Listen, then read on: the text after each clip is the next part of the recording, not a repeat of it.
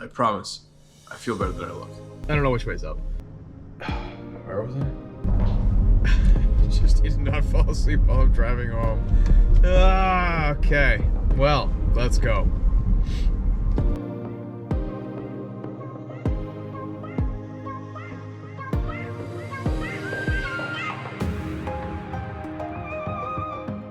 Good morning. No, still have. One day I'll get it right. Good afternoon. It is. I don't know what day it is. Today is my last scheduled night shift as a resident ever. I am very excited for it to be over. It's about 5 o'clock in the evening right now, and I get to go back to bed sometime in the 9:30 a.m. neighborhood, and I am very much looking forward to it. Just a quick update on the second vaccine.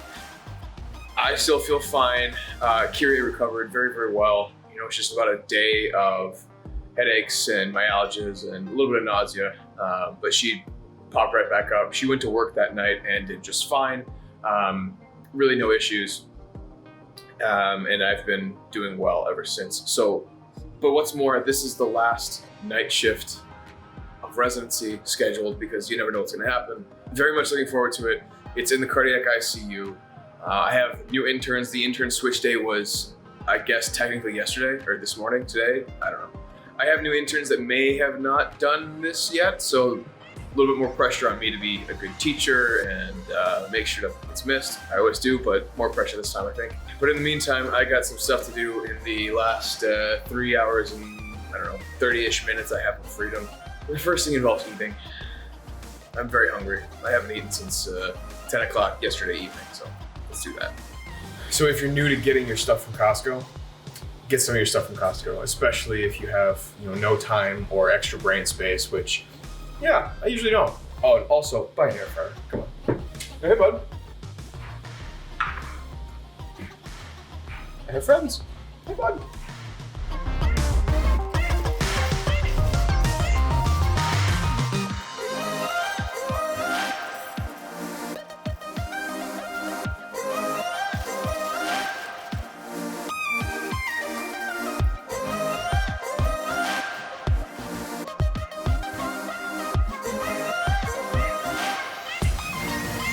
All right, so here's what we're working with for food for the day. I've almost finished my breakfast.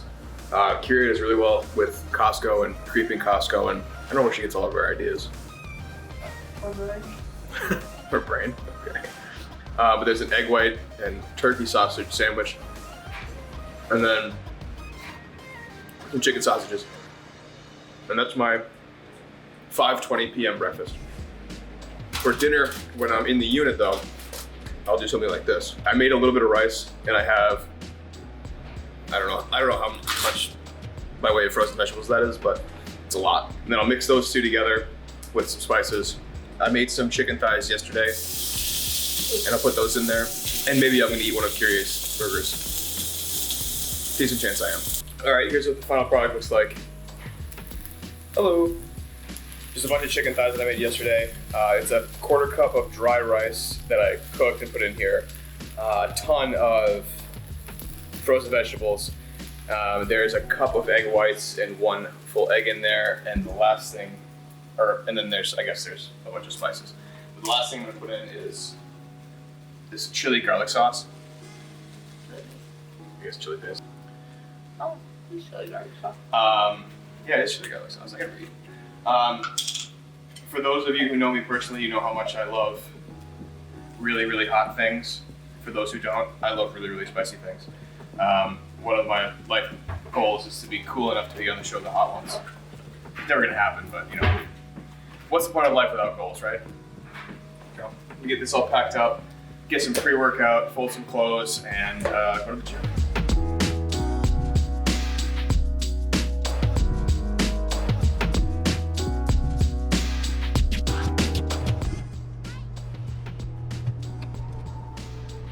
Oh, for the love of God.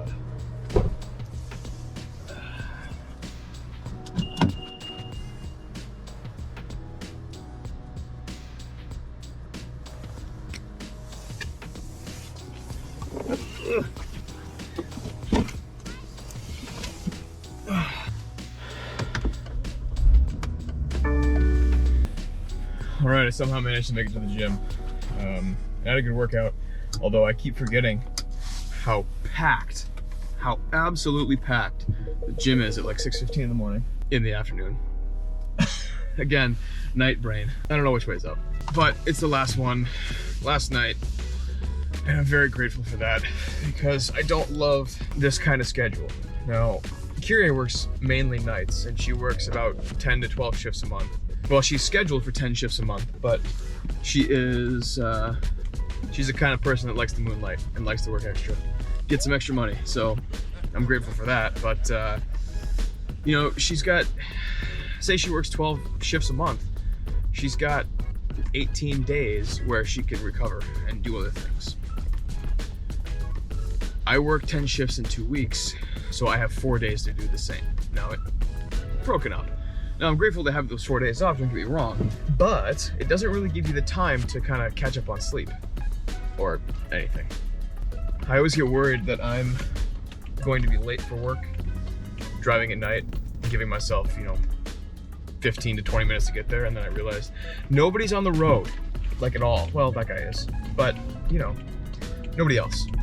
So at night in this cardiac ICU, they recently changed the cardiac ICU to be a cardio sciences ICU. So what happened was, before the change, the resident teams would get a lot of the pre-TAVR workups, a lot of the cardiac surgery patients that are waiting for actual cardiac surgery to order all of the, you know, pre-op tests. Now those patients will go to the cardiac surgery teams. And now what we've got to do is deal with both the pure cardiac ICU patients, so your hypertensive emergency patients, your STEMI patients, your NSTEMI patients, or your heart attack. It's different heart attacks with different EKG changes is what those are. And your heart failure exacerbations with aggressive diuresis, or, you know, a bunch of different cardiovascular illnesses that would make somebody need to go to the intensive care unit.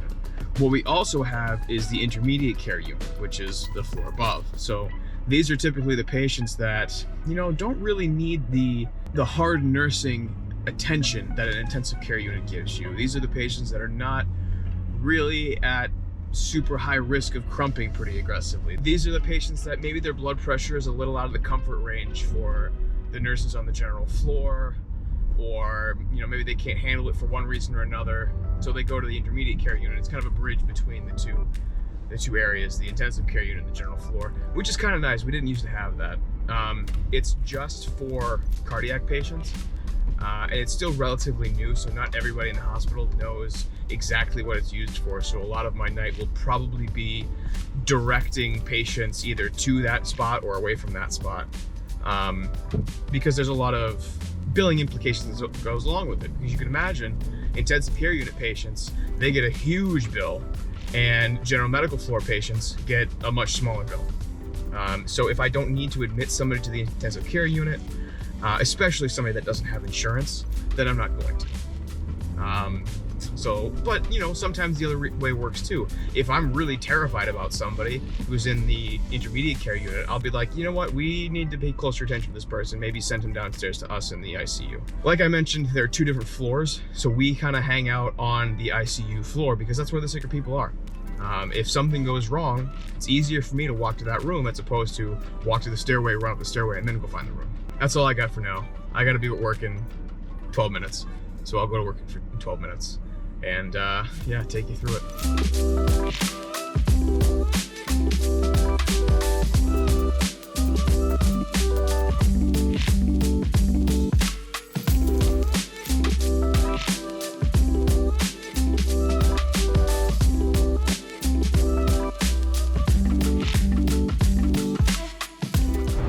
So for as many cons as there are with working nights, like working the night, there is one obvious pro. You get the best parking spots, like, ever.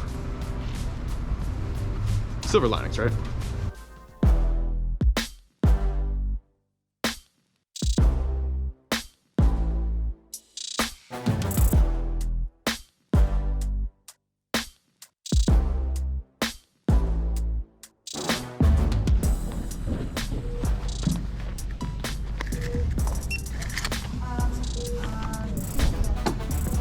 Hello, sir. Good morning, sunshine. Good morning.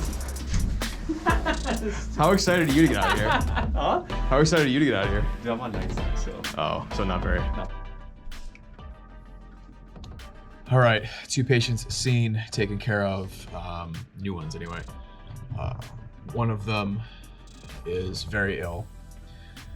The other one is less ill, but still deserving of an ICU stay. Both ISAT hospital transfers, both with very little in the chart. Both came with records, so I get to spend a couple hours reading through records with this developing splitting headache that I've got. So that's fun. But for now, I have to answer the phone. Hey, this is Mike. Yes. Hmm? Yeah, thanks, bye. Yeah, I'm here. Sure, yeah. Sounds good, thanks, bye. All right, now that was skipped for like legal reasons, I forgot what I was getting at. Oh, I have CDs to upload. That should take a little bit of time. And in the interim, I will finally eat my dinner at 11:52 p.m. It's pretty good. I really hope this headache goes away.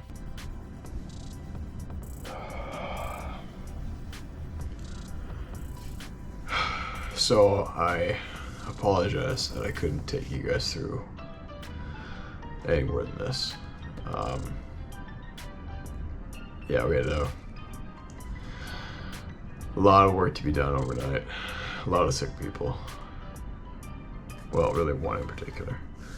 And as you can tell, my cognitive function is declining.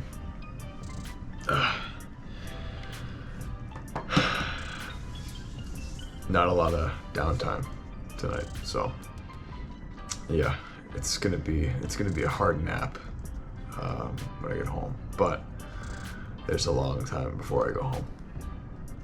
This is the longest, 2.5, 3 hours that's gonna be. It's 6:30 in the morning right now. But yeah, one really, really sick patient that we were just like next to all night. She's still here though, so it's gonna be a tough one and not a lot of fun for the day team.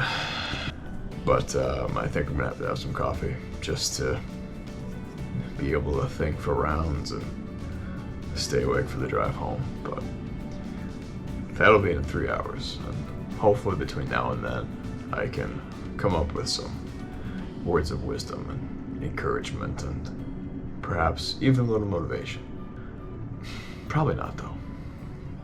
Just looking forward to see my wife and my dog. But that was my last night though. So it's almost over. That's fun, right?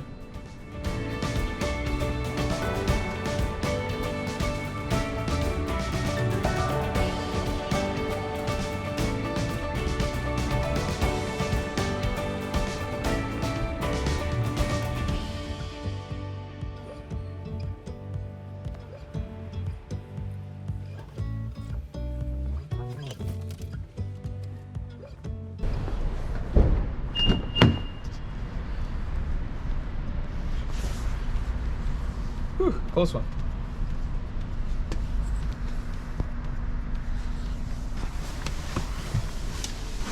Ugh.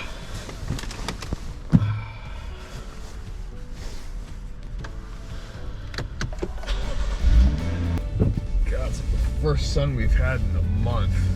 That's kind of painful. Well, on the way home now. I can now say that I am no longer scheduled to work a night shift as a resident. Feels kind of nice.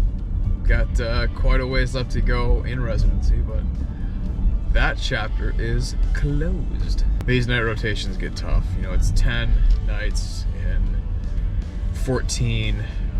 The days per week is not nearly as much as a call month. You get 1 day off a week when you're on call, but essentially you average 2 when you're on nights. But it's the inability to completely flip your schedule because of those 4 days off. It gets a little tough. Now, I'm grateful to have those 4 days off as opposed to fewer. But yeah, those constant switching back and forth, back and forth, back and forth.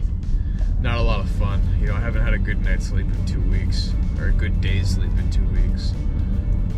When I sleep at night, or when I sleep during the day, excuse me. Yikes!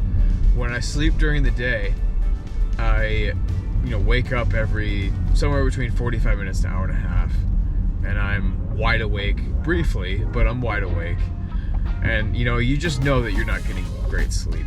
Yeah, I'm looking forward to a good night's sleep, I'll tell you. But in the meantime, let's go home.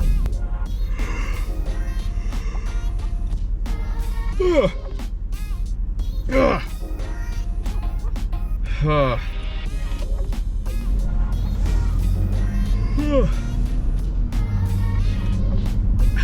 Just need to not fall asleep while I'm driving home. Okay. Well, let's go.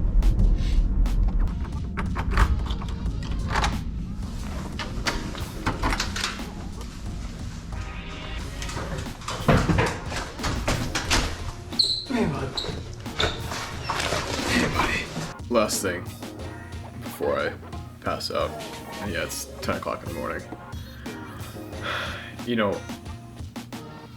I thought to myself, it's like, well, it's just like, wake up at 4 and go to bed at 10. And it's a long day, but it's whatever. Because I wake up at 4 o'clock in the afternoon and I'm going to bed at 10 o'clock in the morning. But it's not like that. The quality of your sleep during the day, when you're trying to flip your schedule and you can't really decide if you're going to flip your schedule or not, the quality of your sleep is just atrocious. It's just so poor. So on that note, I'm gonna go to bed in the morning. But I'll probably wake up early in the afternoon so that I can flip my schedule back again.